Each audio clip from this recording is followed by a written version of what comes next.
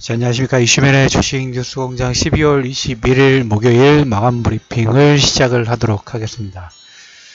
11월 달에 우리가 최근에 이제 2450의 안착이냐, 2400 파동이냐, 갈림길에 있다는 코멘트를 좀 드렸던 것 같은데, 종합지수가 2400 파동을 하회를 하는 쪽으로, 슬슬 방향 부분들을 전환을 좀 하고 있고, 지수 자체의 2400 부분들은 그 의미 부분들은 없습니다. 우리가 이제 현재 시점에서 그 경기 민감주, 특히 대형주 라인 부분들은 시총 상위 종목군들 1차, 2차 선발대 정도 보내는 건 계속 괜찮다고 말씀을 좀 드렸죠. 그래서 아직 3번, 4번 정도의 저가 매수 부분들을 차분하게 진행할 예정입니다. 그래서 경기 민감주 쪽 천천히 대형주 라인 부분들은 접근을 해도 된다는 코멘트 좀 드려보도록 하겠고, 오늘 지수보다 상당히 좀 의미심장한 부분들이 아닐까.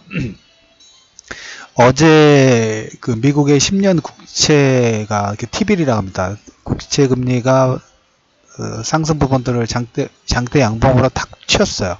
상승 파동 부분들이 좀 나오면서 오늘 보이는 부분, 삼성전자가 물론 시장에서 컨센서스 부분들이 소폭 낮아진 건 사실이에요. 3, 4분기 대비 메모리 반도체 수출이라든지 D램 시장 점유율 부분들은 월등하죠. 올해 그 2016년도 이어서 2017년도에 주가 상승을 이끌었던 종합지수 2000선 초반에서 2500선까지의 상승 파동을 이끌었던 가장 높은 주도주 역할 부분들을 했던 게 삼성전자, SK하이닉스가 영업이익률이 50% 이상 수익률이 나왔기 때문에 어느 정도 극점 부분들은 3분기 실적부터 좀 찍었죠.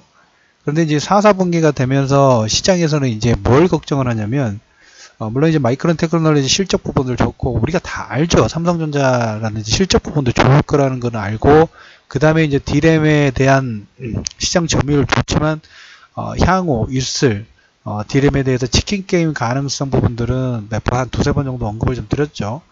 물론 시간상으로 남아있긴 합니다만은, 우리가 이제 기댈 부분들은 이렇게 실적의 컨센서스가 상향이 되면서 2016년, 17년 내내 상승 부분을 했다면, 그렇다면 다음에, 4, 4분기든 내년 1, 4분기든 이제까지 성취했던 실적에 대한 컨센서스 부분을 넘어갈 만한 요건들이 있느냐?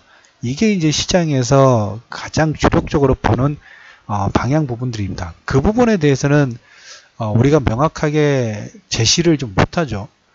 그래서 지금 삼성에서 이번에 글로벌 전략회의를 지난주하고 이번 주 계속 진행하면서 차기 반도체를 이을 만한 먹거리는 무엇인가? 자동차 전장 부분들은 명확하게 다음 먹거리 부분들은 명확하게 진입이 좀 되면서 개별 종목군 중에 거기와 연관된 종목군들은 오늘 수급이 좀 약세인데도 불구하고 추세 자체가 살아있는 모습들은 계속적으로 나오고 있어요. 그래서 삼성전자 4분기 실적 컨센서스 부분이 하향이 되고 있습니다. 달러당 아무래도 이제 1100원대, 원화가 올해 1200원대부터 지금 1100원대를 하회를 하고 있고 1080원, 지금 1070원, 1080원 이 정도 가격대에서 유지가 좀 되고 있죠. 달러당 원달러 환율 부분들이 10원 정도 그 강세로 진행되면 10원당 한 2천억 정도, 삼성전자 전체 영업이익 부분들의 2천억 정도의 영향 부분들을 끼칩니다.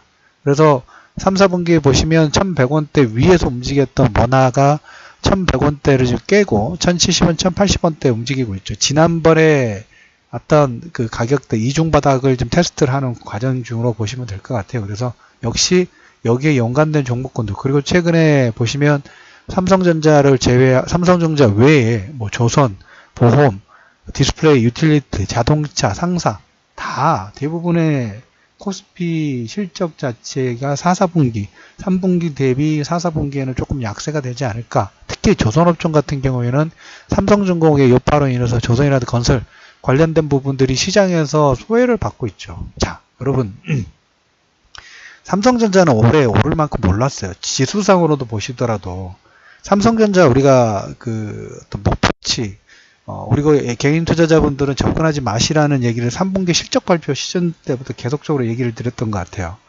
우리가 이제 종합지수의 전체 연봉으로 보시다 하면 2010년도부터 2017년, 6년도까지 거의 6년, 7년 동안 박스권에 다 갇혔어요. 갇혀가지고 올해 2017년도에 이 박스권 상단 부분들 돌파를 하면서 2500선까지 돌파받은 부분들 나왔고, 여기에 이제 삼성전자는 성장주 섹터죠. 성장. 멀티플 자체가 뭐 실적 자체가도 물론 잘 나왔지만은 50% 영업이익률, 그리고 향후에 더 4차 산업혁명 관련된 성장성 부분들이 부각이 되면서 이쪽 전기전자 섹터 부분들은 올해 2017년도에 퍼포먼스를 화려하게 냈어요. 화려한 불꽃 주가 상승 부분도 이미 이루어졌죠. 그래서 어떻게 보면 전기전자 섹터 부분도 우리가 계속적으로 3분기 이후부터는 이제 그 외 종목군들, 여기 종목군들은 상승 파동 부분을 이끌어냈으니까 그 밑에 이제까지 격차가 크기 때문에 지금, 그리고 2017년도에 포인트 부분들은 금리 인상이라는 이런 화자 부분, 인플레이션 시대의 어떤 그 개막이라고 할까요? 그 부분이 첫 번째로 시도가 좀 되면서 시장에서 어떤 컨센서스 부분들이 형성이 좀 됐죠. 여기에 가장 먼저 민감주였던 IT 소비 관련된 이 전기전자 섹터가 주도 파동 부분이 나왔고, 이제 여기서 이제 성장성 멀티플을 좀 높게 줬었죠. 성장주는 향후에 기대감 자체가 더 커질 수도 있다. 어떻게 보면 기대감이에요. 기대감.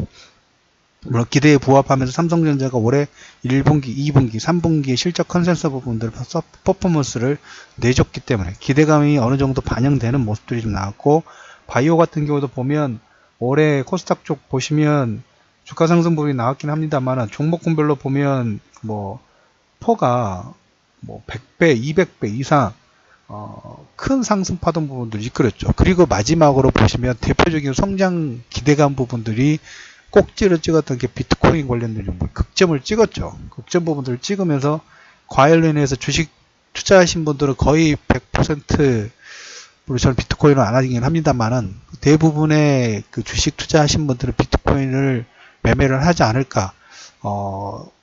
가격 상승 부분이 더 나오더라도 거기는 이제 일반 투자자 영역 아닙니다. 절대적으로 아니에요. 여기서 좀 벌어볼까, 폭이 크니까. 선물 옵션, 선물 시장 자체가 열리기 전에는 가격 제한에 대한 어떤 이걸 제한하는, 아니면 그걸 시장에서 검증하는 부분들이 없었는데, 이제 선물 옵션, 선물 시장 부분이 생기면서 이 진폭 자체가 점점 약해지고 있죠. 또 역으로 선물 시장은 하방에 대한 공매도를 칠 수 있는, 하방에 대한 배팅으로 수익을 올릴 수 있는 시장 자체가 열렸다는 하나 의미 부분들로 보셔야 돼요. 그래서 2017년도에는 화자 자체가 시장에 그 종목군이 가지고 있는 가치가 아니라 성장성이에요. 성장성. 그래서 이 성장성에서 진짜 제대로 된 상승폭이 나오려면 지난번에 얘기를 드렸던 것처럼 삼성전자가 주가 퍼포먼스 부분이 나오고 꺾이는 시점 부분에서 이제 경기 산업재 쪽이라는 이런 쪽 섹터에서 템버그가 나온다, 시무타 종목군이 나온다고 말씀드렸죠. 이 과정 중이에요. 과정 중에 이 양도세 관련된 부분에서 오늘도 보면 개인 투자자 코스닥 한 이틀 정도 남았습니다. 26일 날까지 배당 주식을 양도세 부분들을 피하려면 26일까지 매도를 해야 되기 때문에 27일 날은 이제 배당락 부분들이 좀 되죠. 그래서 이틀 정도 이걸로 인해서